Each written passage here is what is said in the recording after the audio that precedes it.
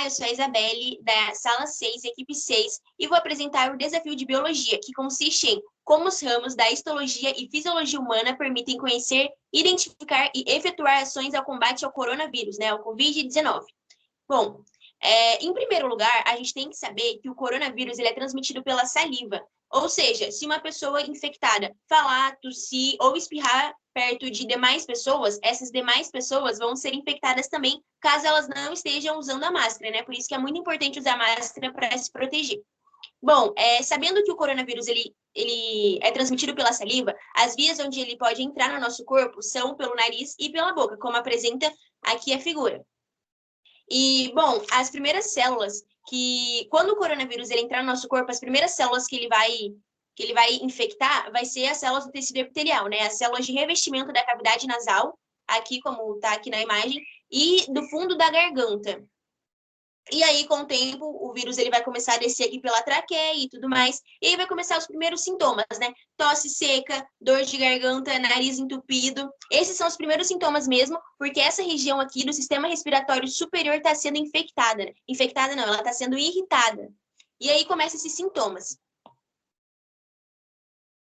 E tudo isso porque o sistema respiratório superior está sendo atacado por primeiro.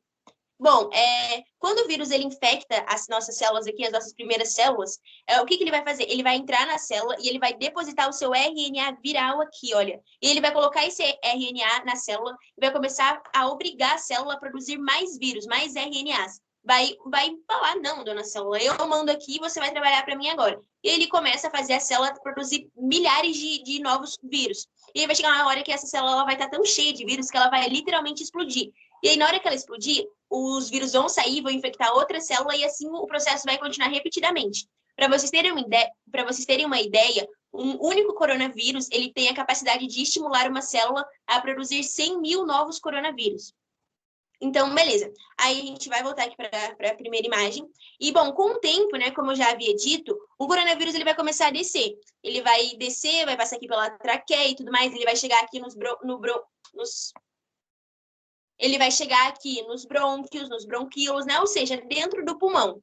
E, cara, aqui a coisa vai começar a ficar feia, né? Porque o pulmão, ele tá sendo irritado. O nosso corpo já percebeu que tem um micro-organismo estranho, né? Um corpo estranho. O que ele vai fazer? Ele vai ativar a resposta de defesa, né? Ele vai começar a mandar sangue para o pulmão, vai começar a mandar água e a temperatura vai aumentar. Por isso que o outro sintoma, né, muito típico é a febre, porque o pulmão está irritado, o corpo vai aumentar a temperatura para matar esse vírus.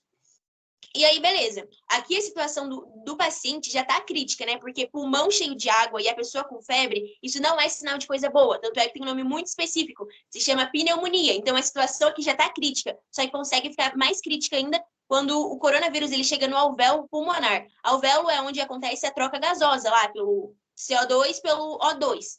Só que como que o alvéolo... E aí, o alvéolo é um saquinho que fica enchendo e esvaziando, enchendo e esvaziando. Só que como o pulmão vai estar cheio de água, tudo vai estar cheio de água, não vai ter espaço para o alvéolo encher. E aí, a pessoa ela não vai conseguir respirar direito. Por isso que, muitas das vezes, a pessoa precisa, né, necessita do respirador mecânico.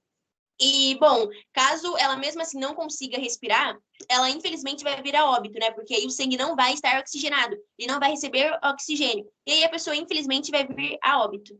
Agora eu vou falar um pouquinho sobre vacinação e o sistema imunológico. Primeiramente, quando o vírus do coronavírus ele entra no nosso corpo, o nosso corpo ele já vai reconhecer como um corpo estranho, e aí ele vai ativar o sistema imunológico com a participação dos glóbulos brancos. Bom, quando o vírus ele entra no nosso corpo, ele começa a se multiplicar, né? Igual eu já havia explicado, igual está acontecendo aqui no videozinho. E o nosso corpo ele vai ativar o sistema imunológico, no caso, esses são os glóbulos brancos. E a primeira resposta que o corpo vai dar vai ser resposta imuninata com a participação dos macrófagos, que são células assassinas que vão literalmente comer e engolir,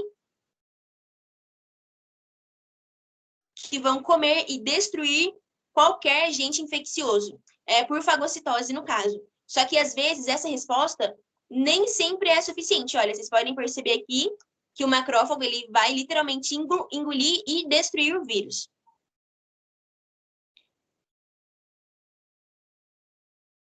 Só que nem sempre essa resposta vai ser o suficiente para acabar com tudo. E aí o nosso corpo vai ativar a segunda defesa, que são com os linfócitos. Bom, os linfócitos vão identificar o agente infeccioso, o vírus, no caso, graças a uma molécula característica que ele tem. E quando ele identificar o seu alvo, ele vai se multiplicar. E, bom, cada linfócito só ataca um tipo específico de vírus ou bactéria. E, bom, existem dois tipos de linfócitos. Os linfócitos B, eles vão produzir muitos anticorpos que vão neutralizar o agressor, né? E os linfócitos T, que vão literalmente destruir todas as células, igual está acontecendo. Esse é um linfócito T. Ele vai destruir todas as células infectadas. Porém, essa reação imunológica, ela demora alguns dias, porque lembra que eu falei que um linfócito, ele só ataca um tipo específico de vírus ou bactéria. Então, até o corpo preparar um linfócito especial para o coronavírus, isso vai levar dias.